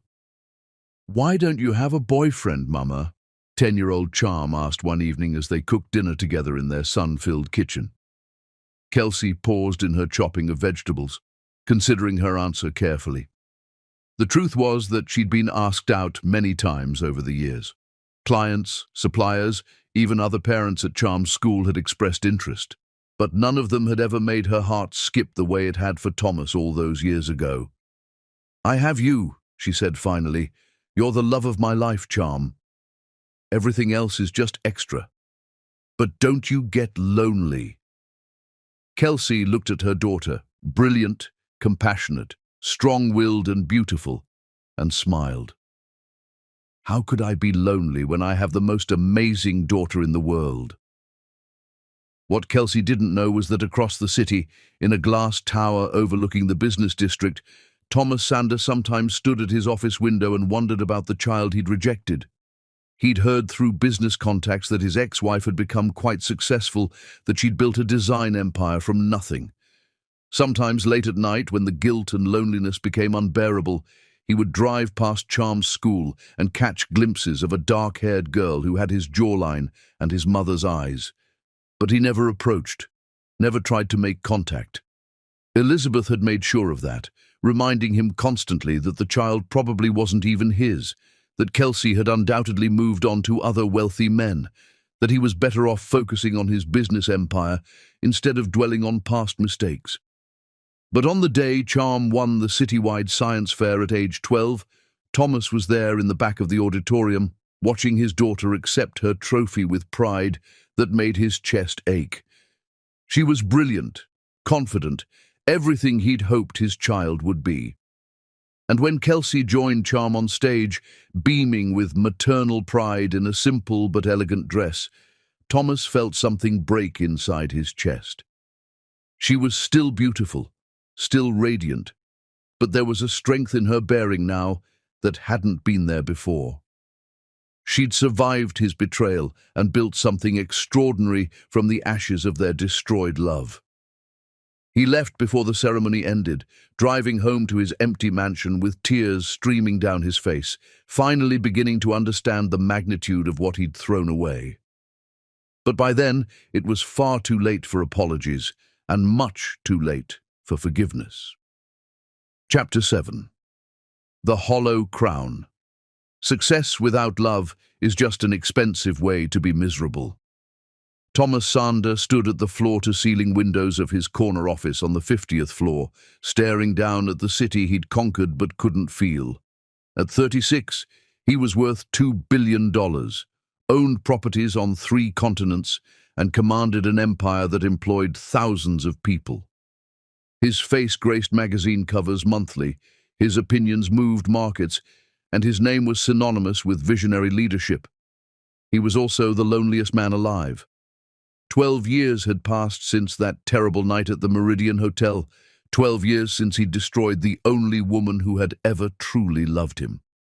In all that time, Thomas had thrown himself into work with an obsession that bordered on madness, building his fortune higher and higher, as if money could somehow fill the void where his heart used to be.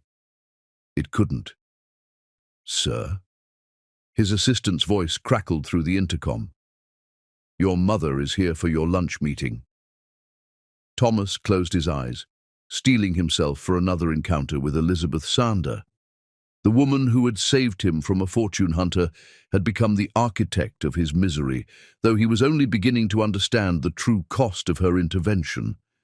Elizabeth swept into his office like a queen claiming her throne, impeccably dressed in designer clothing paid for with his money, her smile sharp and satisfied.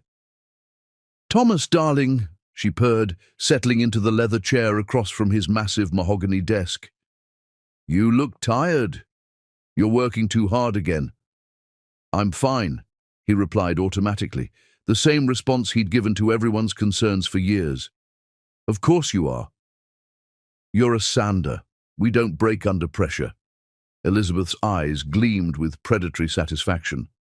"I have wonderful news. David has found you the perfect match, Miranda Ashford from the Philadelphia Ashfords. Old money, excellent breeding, and she's already expressed interest in meeting you." Thomas felt his stomach turn. For the past 5 years, Elizabeth had been orchestrating a parade of suitable women through his life. Daughters of business associates, socialites, heiresses, all perfectly groomed, perfectly boring, perfectly wrong. "I'm not interested in dating right now," he said, the same words he'd repeated countless times. "Thomas, you're 36 years old. You need a wife, an heir, someone who can stand beside you in society, someone who understands your position." "Someone who understands my position," Thomas repeated slowly. "You mean someone who wants my money?" Elizabeth's laugh was like crystal breaking. "Of course they want your money, darling. That's how our world works. At least these women are honest about their motivations, unlike that little gold digger who tried to trap you years ago." At the mention of Kelsey, something twisted painfully in Thomas's chest. He'd spent 12 years trying not to think about her, but lately the memories had been forcing their way to the surface with increasing frequency. "Mother, can I ask you something?" "Certainly, dear." "Those photographs you showed me of Kelsey, how did your investigator get them so quickly? The affair supposedly went on for months, but you hired him only days before you had evidence." Elizabeth's smile didn't waver, but Thomas caught something flickering behind her eyes. "Professional investigators work fast when they know what they're looking for." "And the social media posts? The phone transcripts? What are you getting at, Thomas?" For the first time in 12 years, Thomas looked directly at his mother and asked the question that had been buried under layers of guilt and self-doubt. Were they real? The silence stretched between them like a taut wire. Elizabeth's perfectly composed mask slipped for just a fraction of a second, revealing something Thomas had never seen before. Panic. "Of course they were real," she said quickly. "Thomas, why are you bringing up this ancient history? That woman is long gone. You've built an empire since then. Why dwell on past mistakes?" But Thomas was already moving toward his private elevator, his mind racing with a clarity he hadn't felt in over a decade. "Where are you going?" Elizabeth called after him. "To fix the biggest mistake of my life," he replied, and the elevator doors closed on his mother's shocked face. 20 minutes later, Thomas sat across from Michael Torres, the tech security specialist who'd helped him build his empire's cyber defenses. "I need you to analyze these," Thomas said, sliding the manila folder across the desk, the same folder Elizabeth had shown him 12 years ago. Michael examined the photographs and documents with professional thoroughness, running them through sophisticated analysis software that hadn't existed when Thomas first saw them. "These are fakes," Michael said without hesitation. "Very good ones for their time, but fakes nonetheless. The metadata has been altered, the images show clear signs of digital manipulation, and these social media posts were backdated. Someone went to considerable trouble and expense to create false evidence." Thomas felt the world tilt on its axis for the third time in his life. But this time, instead of joy or betrayal, he felt something far worse: the crushing weight of irreversible loss. How long would it have taken to create all this? Months of planning, maybe longer. This wasn't a rush job. Someone orchestrated an elaborate deception. Thomas drove home to his Beacon Hill mansion in a daze, his mind reeling with the implications of what he'd learned. The house was a monument to his success. 30 rooms filled with priceless art and furniture, but empty of any warmth or love. He walked through the silent halls like a ghost haunting his own life. In his study, he pulled out a box he hadn't opened in 12 years. Inside were the love letters Kelsey had written him during their marriage, the ones Elizabeth had claimed were manipulative lies designed to keep him under her spell. With adult eyes and a cleared mind, Thomas read them again. "My dearest husband, I woke up this morning thinking about how lucky I am to be building this life with you. Not because of your success or your money, but because of your beautiful heart. I would love you just as much if we lived in that tiny apartment forever, eating canned soup and dreaming our dreams together. You are my home, Thomas, my safe harbor, my greatest adventure. Forever yours, Kelsey." The words hit him like physical blows. Every letter was filled with genuine love, with specific memories of their life together, with hopes and dreams that had nothing to do with material wealth. How had he ever believed they were calculated manipulations? His phone rang, Elizabeth's name appearing on the screen. "Thomas, where did you go? We need to talk about Miranda." "You destroyed my life," he said quietly. "What?" "The evidence. The photographs. All of it was fake. You hired people to create false evidence so I would believe Kelsey was unfaithful." The silence on the other end was deafening. "Thomas, you're being ridiculous. 12 years, he continued, his voice gaining strength. 12 years I've lived with the guilt of what I thought she did to me. 12 years I've been building this empire, thinking it would somehow fill the hole you created when you made me throw away the only real love I've ever known. She was going to destroy you." Elizabeth's mask finally dropped completely, revealing the calculating monster beneath. "She was nobody, Thomas. A scholarship student from a broken family who would have held you back from your true potential." "She was everything," Thomas whispered.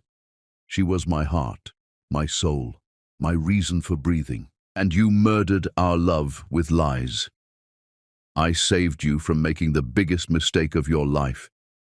"No," Thomas said, looking around his empty, soulless mansion. "You made me make the biggest mistake of my life. You made me choose this hollow existence over real happiness." He hung up the phone and walked to his computer, pulling up the web browser he rarely used for personal searches. "Robinson Interiors," he typed, his hands shaking. The website that loaded showed a thriving design business, award-winning projects, and at the center of it all, a photograph of Kelsey. She was older now, her face showing the wisdom that came from surviving hardship, but she was still breathtakingly beautiful. Still the woman who had loved him when he was nothing.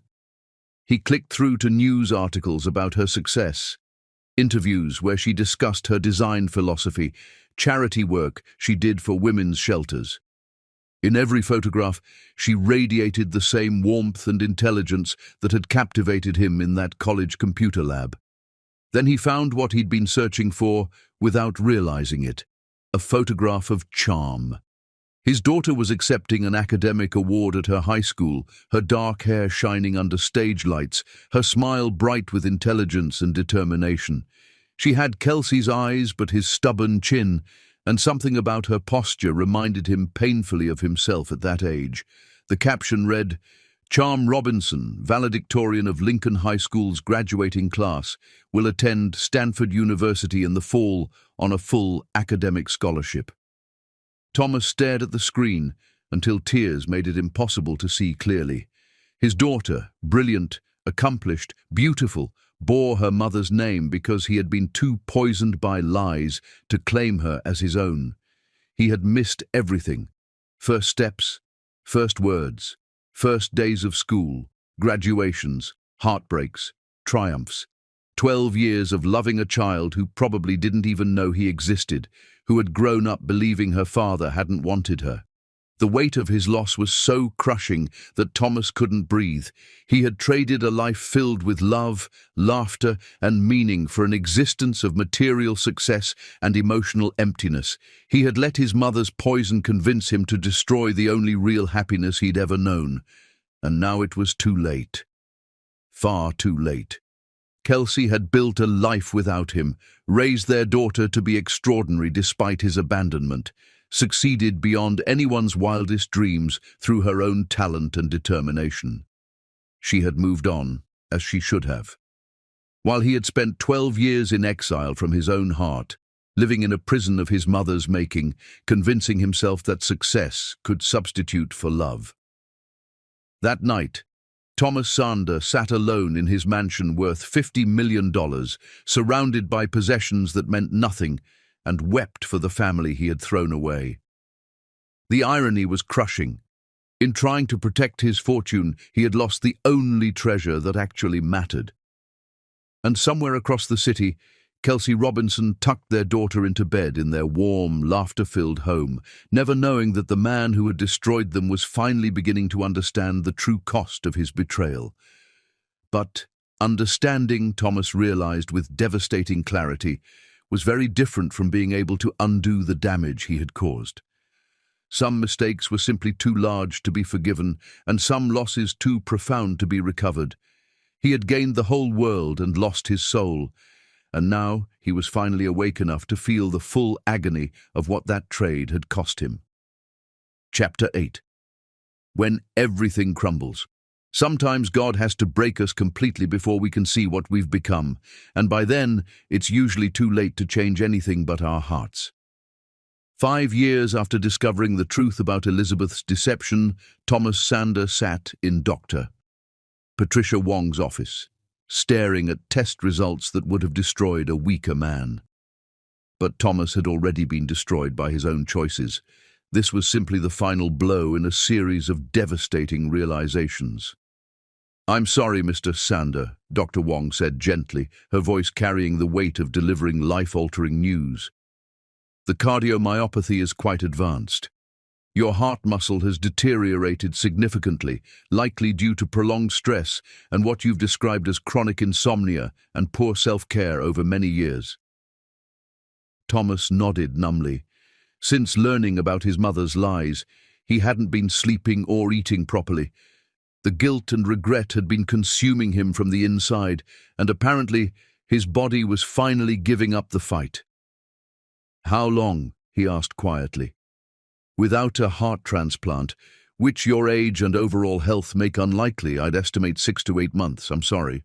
Thomas walked out of the medical building into the crisp autumn air, feeling strangely calm. Death, it seemed, would be a release from the prison of his own making. At least in dying, he might finally find peace from the constant ache of missing Kelsey and Charm.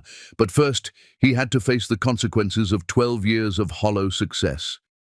The news of his terminal diagnosis spread through his company like wildfire, and Thomas watched with detached fascination as his carefully built empire began to crumble. Business partners who had fawned over him for years suddenly found reasons to distance themselves. Investment deals fell through, stock prices plummeted as rumors of his condition leaked to the press. "We need to discuss succession planning," his board of directors informed him during an emergency meeting. "The company's stability depends on a smooth transition." Thomas looked around the conference table at men and women he'd considered allies, even friends.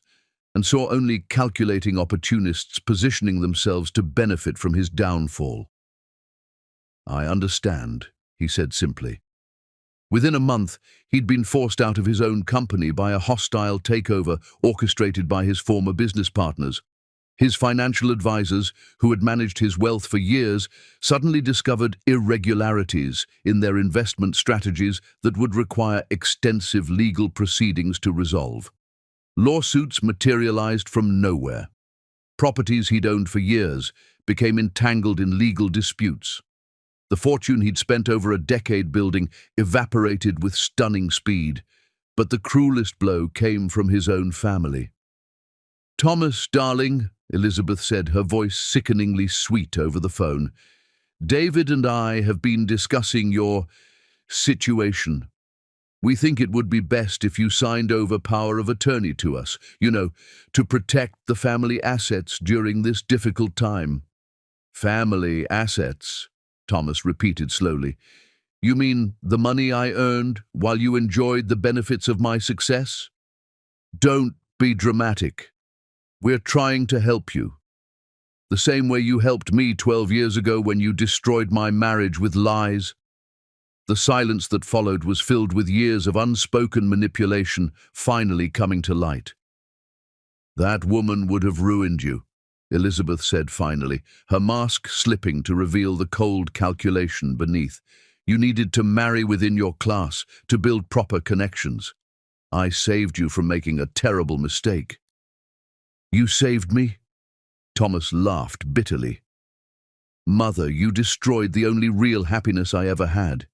You made me abandon the woman who loved me and the daughter who should have known her father. You turned me into a lonely, empty shell of a man who mistakes money for meaning." "At least you're wealthy," Elizabeth snapped, her pretense of maternal concern finally dropping entirely. "At least you achieved something significant instead of throwing your life away on some nobody from nowhere." "I achieved nothing," Thomas said quietly. "I built a fortune I can't take with me, and an empire that doesn't care if I live or die." Meanwhile, Kelsey built a life filled with love and meaning. She raised our daughter to be extraordinary. She succeeded in every way that actually matters. "That's enough," Elizabeth said sharply. "If you won't sign over power of attorney willingly, we'll have you declared incompetent. The medical records will support our case." The line went dead, and Thomas realized with crystal clarity that his own family was preparing to rob him blind while he was dying. Within weeks, Elizabeth and David had initiated legal proceedings to have Thomas declared mentally unfit due to his terminal diagnosis. They hired lawyers to argue that his disease had affected his judgment, that he needed family members to manage his affairs for his own protection. Thomas found himself living in a modest apartment, the only property Elizabeth's legal maneuvering hadn't yet managed to freeze, watching his life's work being dismantled by the very people who had profited from his success for years. "You look terrible," David said during one of his rare visits, surveying Thomas's humble surroundings with obvious disgust. "This place is barely better than that hovel you lived in with your gold-digging wife." "Get out," Thomas said quietly. "Oh, come now, brother. I'm just being honest. You're dying, your money is disappearing into legal fees, and you're living like a pauper.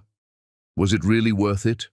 All that pride, all that stubbornness about signing over power of attorney?"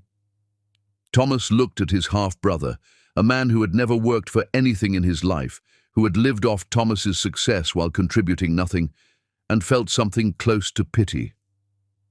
"David, when I die, what will you remember about me?" "That you were too proud for your own good," David replied immediately. "And when Kelsey dies, what will Charm remember about her?" David shrugged, not understanding the question. "She'll remember a mother who loved her unconditionally," Thomas continued, "who worked 3 jobs to support her dreams, who built a business empire while never missing a school play or soccer game, who taught her that strength comes from character, not bank accounts." He stood up, his deteriorating heart making the simple movement an effort. "You and Elizabeth taught me that success without love is meaningless. Kelsey taught our daughter that love with purpose can overcome any obstacle. Which lesson do you think matters more? David left without answering, but Thomas knew he'd struck a nerve. That night, alone in his small apartment, Thomas did something he hadn't done in 12 years. He wrote a letter to Kelsey. My dearest Kelsey, I know I have no right to contact you after what I did. I know my words can never undo the pain I caused or repair the damage to our family. But I need you to know that I finally learned the truth. The evidence my mother showed me was fabricated. Every photograph, every document, every proof of your supposed betrayal was an elaborate lie designed to separate us. I was a fool to believe it, and an even bigger fool to hurt you the way I did. I have spent 12 years in exile from my own heart, building an empire of money and possessions that turned to dust the moment I understood what I'd really lost. You were my home, my anchor, my reason for breathing. You still are. I'm dying, Kelsey. My heart is failing, which seems appropriate since I broke it myself when I chose lies over love. I don't expect forgiveness. I don't deserve it. But I need you to know that not a single day has passed without me regretting the choice I made in that ballroom. Tell Charm, our beautiful, brilliant daughter, that her father loved her even when he was too broken to show it. Tell her that her mother is the strongest, most incredible woman who ever lived, and that she should be proud to carry the Robinson name. I'm sorry, my love, for everything. I would trade every dollar I ever made for one more day in our tiny apartment, sharing sandwiches and dreaming impossible dreams together. Forever yours, even in death, Thomas. He sealed the letter but couldn't bring himself to send it. What good would it do except cause her more pain? Instead, he researched everything he could find about Charm's college plans, her academic achievements, her future goals. Through social media and news articles, he watched his daughter prepare to leave for Stanford University, brilliant and confident and beautiful. She was valedictorian of her graduating class, editor of the school newspaper, and had already been accepted into Stanford's advanced business program. In interviews, she spoke eloquently about her desire to create companies that would help people connect authentically, words that echoed dreams Thomas had shared with her mother in another lifetime. The irony was devastating. His daughter was following in his footsteps while bearing her mother's name, achieving everything he'd hoped for while having no idea he existed.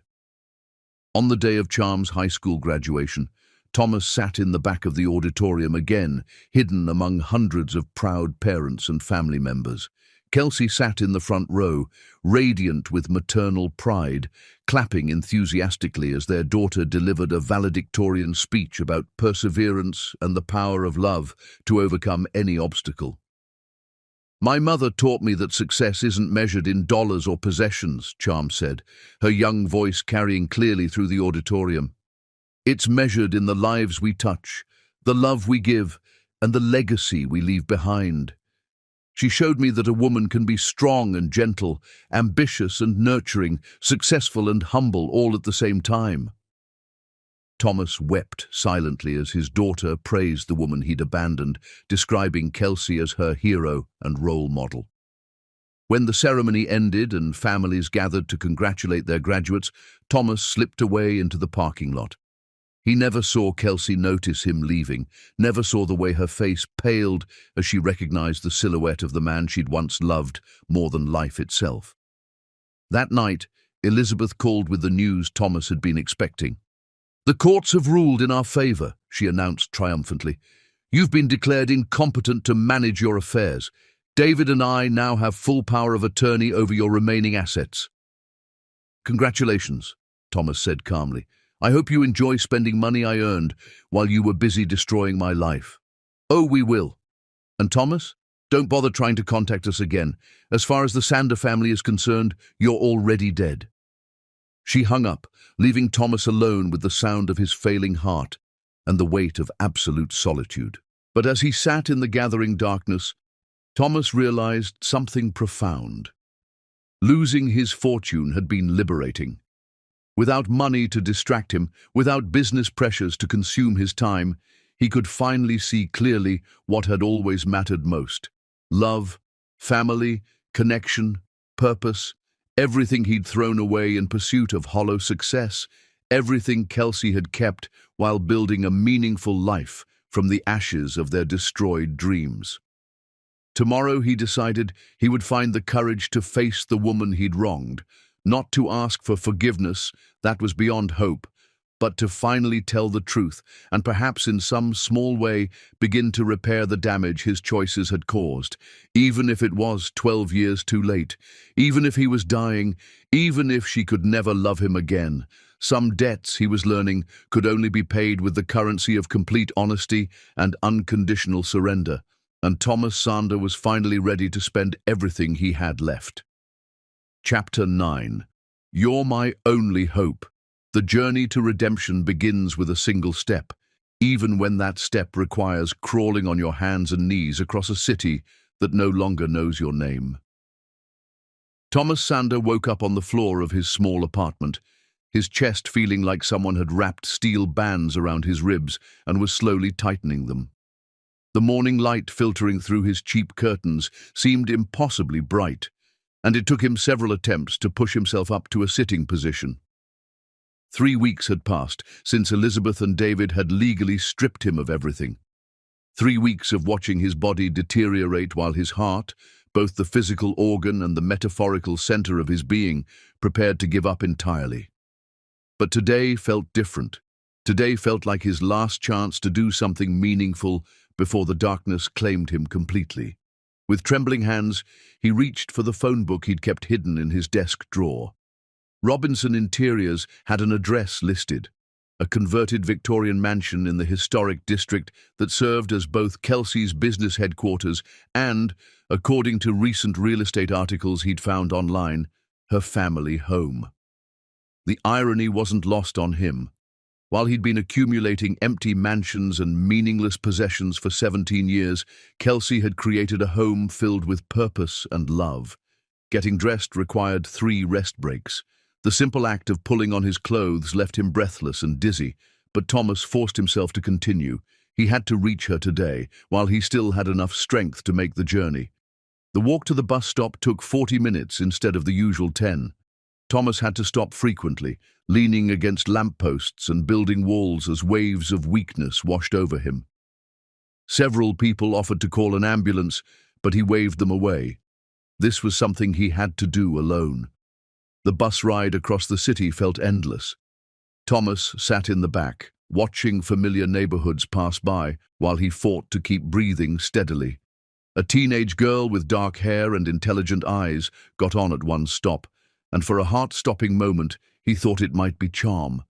But when she turned, her face was unfamiliar, and Thomas remembered that his daughter was probably already at Stanford, beginning her freshman year. Another milestone he'd missed, another moment of her life that had passed without him. When the bus reached the historic district, Thomas pulled the stop cord with hands that shook from more than just physical weakness. The short walk from the bus stop to Kelsey's address should have taken 5 minutes. It took him nearly an hour. The Victorian mansion that housed Robinson Interiors was breathtaking. 3 stories of restored architectural beauty painted in warm colors that seemed to glow in the afternoon sunlight.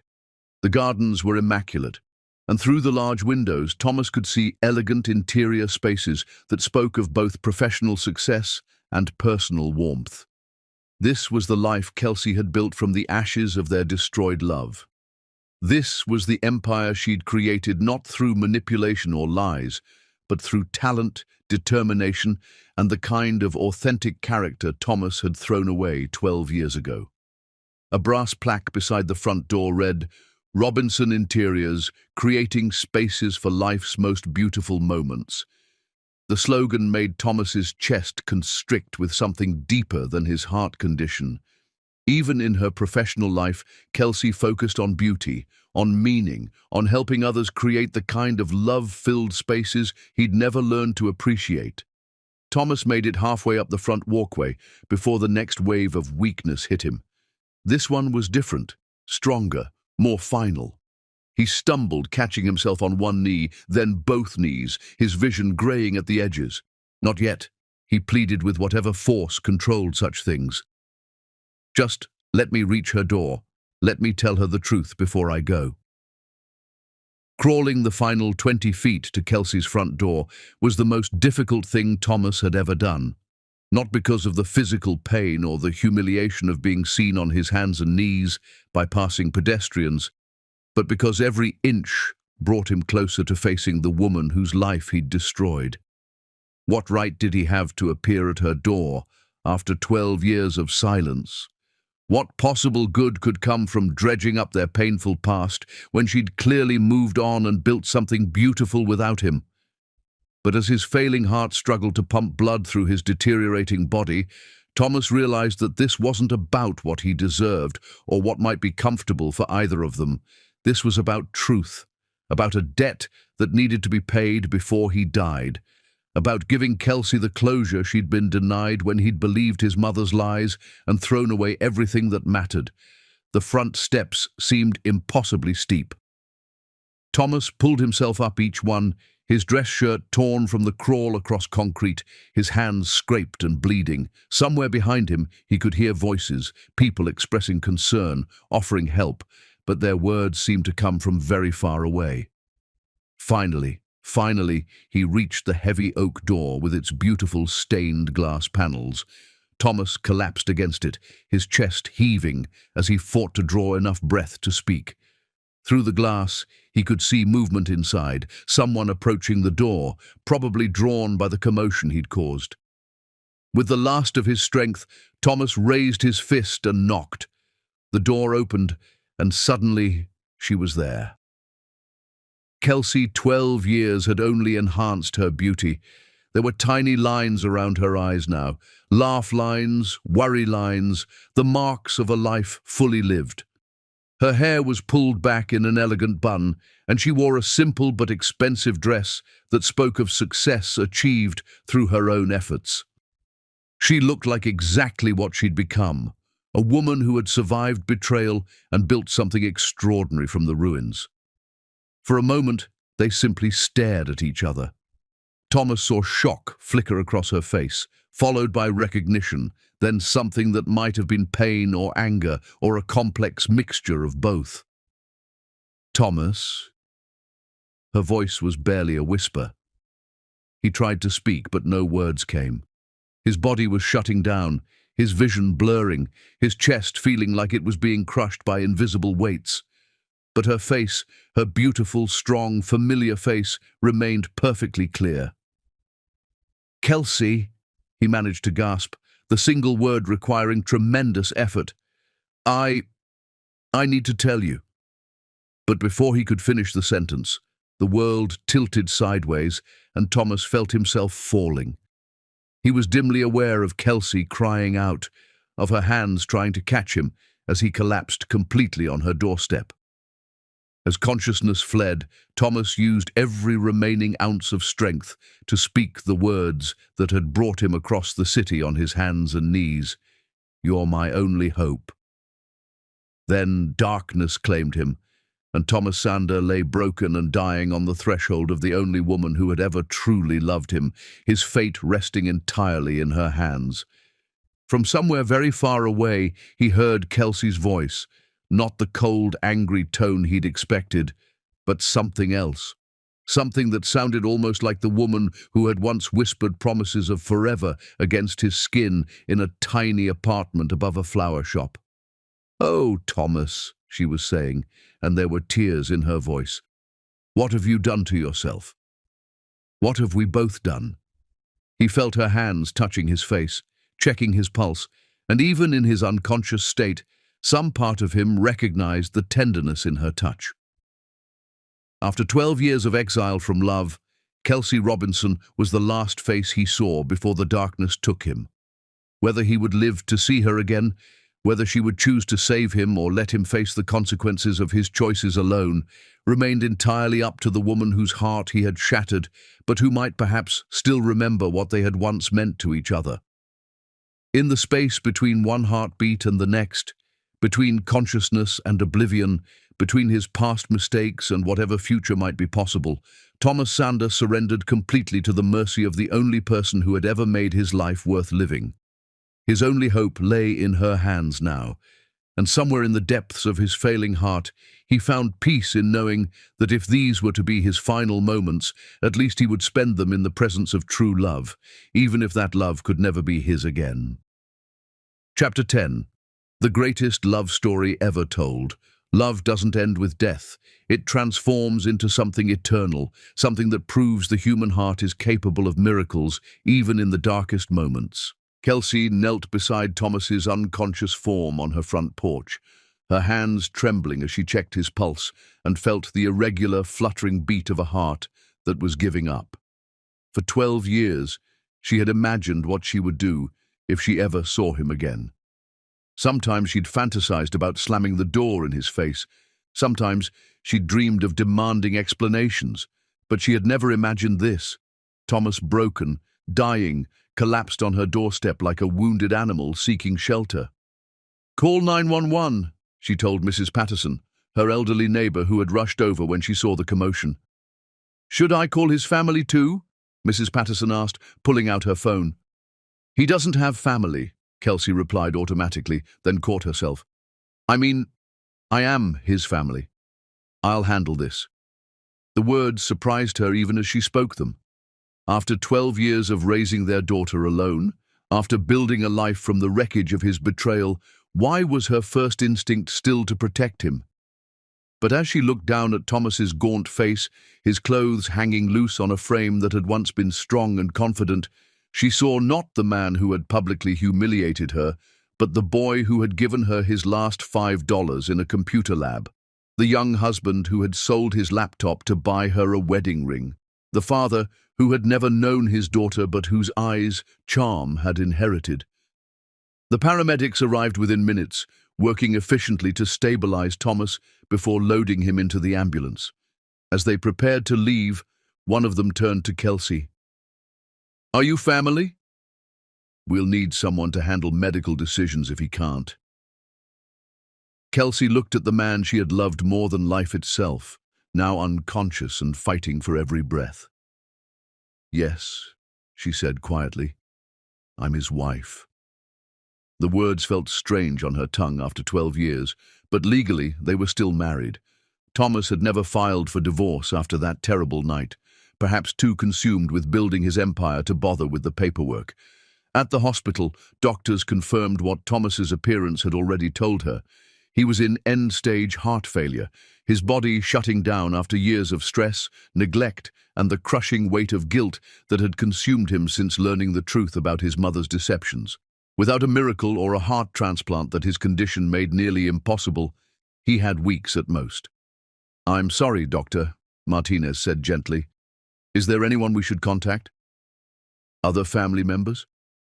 "No," Kelsey replied firmly. "There's no one else." She stayed by his bedside that first night, watching the rise and fall of his chest, listening to the steady beep of machines that were keeping him alive.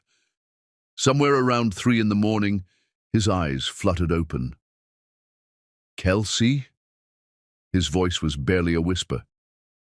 "I'm here," she said, surprising herself by reaching out to touch his hand. Thomas stared at her as if she were a vision, tears streaming down his hollow cheeks. "You came," he whispered. "You actually came." "You collapsed on my doorstep," she pointed out, but her voice was gentle. "Where else would I be?" "I thought, after what I did, you'd let me die alone." Kelsey was quiet for a long moment, studying the face that had haunted her dreams for 12 years. He looked so different now, not just physically diminished by illness, but somehow younger, more vulnerable. The arrogance and coldness that had characterized him during their final encounter were completely gone. "Thomas," she said finally, "why did you come to my house? After all this time, why now?" His grip tightened slightly on her hand, and she could see the tremendous effort it took for him to speak. "Because I found out the truth," he said, "about the photographs, about the evidence my mother showed me. All of it was fabricated, Kelsey. Every single piece of it was a lie. The words hit her like physical blows. For 12 years, she had wondered what could have possibly convinced Thomas that she was capable of betrayal. She had assumed it was his own ambition, his desire to fit into his wealthy family's world. She had never imagined that he had been systematically deceived. "What are you talking about?" she whispered. With tremendous effort, Thomas told her everything. Elizabeth's manipulation, the fake social media posts, the doctored photographs, the years of isolation and guilt he had endured while building an empire that meant nothing without her to share it. "I hired a tech specialist to analyze everything," he gasped between labored breaths. "He proved it was all fake, professional quality deception planned for months. My mother, she destroyed us, Kelsey. She destroyed our family because she thought you weren't good enough for the Sander name." Kelsey sat in stunned silence, processing the magnitude of what he was telling her. All those years of wondering what she had done wrong, of protecting Charm from the truth about her father's abandonment, of building strength from the assumption that Thomas had simply chosen wealth over love. "She hired actors," Thomas continued, his voice growing weaker. "She created false evidence. She made me believe you had married me for money when you were the only person who ever loved me for who I really was." "Thomas, I know it doesn't change anything," he interrupted, tears streaming down his face. "I know I can't undo the damage I caused. But I needed you to know that I never stopped loving you, not for a single day. I've spent 12 years in exile from my own heart because I threw away the only real happiness I ever had." Kelsey felt her own tears beginning to fall. The anger she had carried for so long was cracking, revealing the love she had tried so hard to bury. "You have a daughter," she said softly. "A brilliant, beautiful daughter who looks like you and thinks like you and has your stubborn determination to succeed. She's at Stanford now, planning to study business because she wants to build companies that connect people, just like her father dreamed of doing." Thomas closed his eyes, his whole body shaking with sobs. "Charm," he whispered. "I missed everything. Her childhood, her achievements, her dreams. I missed the chance to be her father because I believed lies instead of trusting love." "She doesn't know," Kelsey admitted. "I told her you were building your own dreams. I never said you abandoned us." Thomas opened his eyes and stared at her in amazement. "Why? Why would you protect me after what I did?" "Because she didn't deserve to grow up thinking her father didn't want her," Kelsey replied simply. "And because somewhere deep down, I knew the Thomas I married wouldn't have walked away from his family unless something was terribly wrong."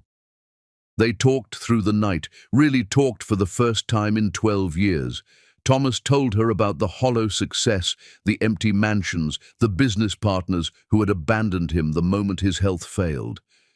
Kelsey shared stories about Charm's childhood, her achievements, the moments when she would ask about her father, and Kelsey would have to choose between truth and kindness.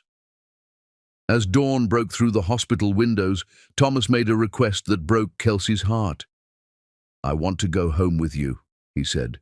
"Not to my apartment. That's not home. Home is wherever you and Charm are. I know I don't deserve it, but could I spend whatever time I have left trying to be the man you both deserved?" Kelsey stared at him for a long moment, seeing past the physical deterioration to the soul she had fallen in love with in a college computer lab. "Yes," she whispered, "you can come home." The next week, Thomas moved into the guest room of the Victorian mansion that housed Robinson Interiors. It was strange having him there, this ghost from her past suddenly corporeal again, needing help with simple tasks, grateful for every kindness she showed him. But strangest of all was how right it felt.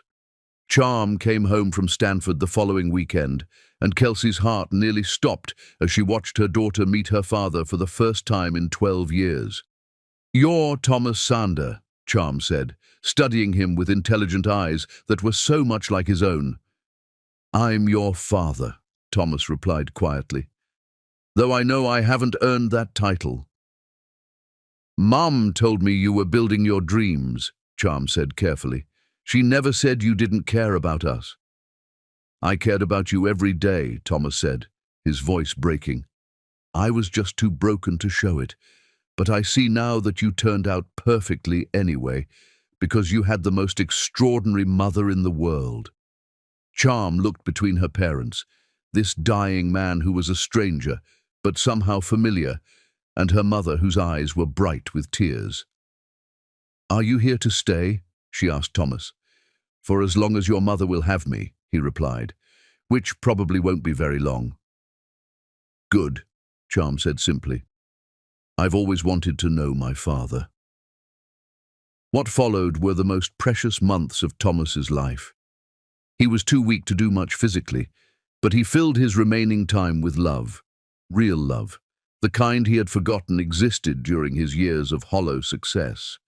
He attended Charm's video calls from Stanford, helping her with business plans and listening to her dreams with the pride of a father who had finally learned what mattered. He sat with Kelsey in her design studio, watching her work and marveling at the empire she had built through talent and determination rather than manipulation and lies. Most importantly, he loved them both with the desperate intensity of a man who knew his time was running out. I'm sorry, he told Kelsey one evening as they sat together in the garden behind her house. For all of it. For believing the lies, for hurting you, for missing Charm's childhood. If I could trade everything I built for one more year with you both. Thomas, Kelsey interrupted gently, I forgave you the night you collapsed on my doorstep. The moment I saw you broken and alone, I knew that whatever had happened between us, love was stronger than pride or anger or even betrayal. How? He whispered. How can you forgive something that destroyed so many years? Because love doesn't end, she said simply. It gets buried sometimes, hidden under pain and misunderstanding. But it doesn't die. What we had was real, Thomas. The lies couldn't change that, and neither can time. 3 months after his collapse, Thomas's condition took a turn for the worse. The family doctor, Kelsey, insisted on calling them a family now, said it would be days, not weeks. Thomas spent his final conscious hours surrounded by love. Charm had come home from Stanford, taking a leave of absence to be with her father. She held one of his hands while Kelsey held the other, both of them telling him stories about their life together, filling his last moments with the family he had almost lost forever. Thank you, he whispered to Kelsey as his breathing became more labored. Thank you for being my forever, even when I didn't deserve it. Always, she whispered back, kissing his forehead, in this life and whatever comes after. Thomas Sander died as the sun set on a Tuesday evening in March, surrounded by the 2 people he loved most in the world. His last words were a whisper so soft that only Kelsey heard them. Now I know what real success looks like. 6 months later, Kelsey and Charm stood together at Thomas's grave, not as bitter survivors of his abandonment, but as the women who had loved him enough to offer redemption in his darkest hour. Do you think he's at peace now? Charm asked, placing fresh flowers on the headstone that read simply, Thomas Sander, beloved father and husband. I think he found peace the moment he chose love over pride, Kelsey replied. He spent the last months of his life learning what he should have known all along. That the greatest success isn't what you build for yourself, but what you build with the people you love. As they walked away from the cemetery, Charm slipped her arm through her mother's. Mum, I'm glad you took him in. I'm glad I got to know my father before he died. So am I, sweetheart. So am I. And in that moment, Kelsey Robinson knew that their story, hers and Thomas's and Charm's, was indeed the greatest love story ever told. Not because it was perfect, but because it proved that love could survive betrayal. Forgiveness could heal even the deepest wounds, and redemption was possible for anyone brave enough to crawl to the door of the person they had wronged and surrender everything to their mercy.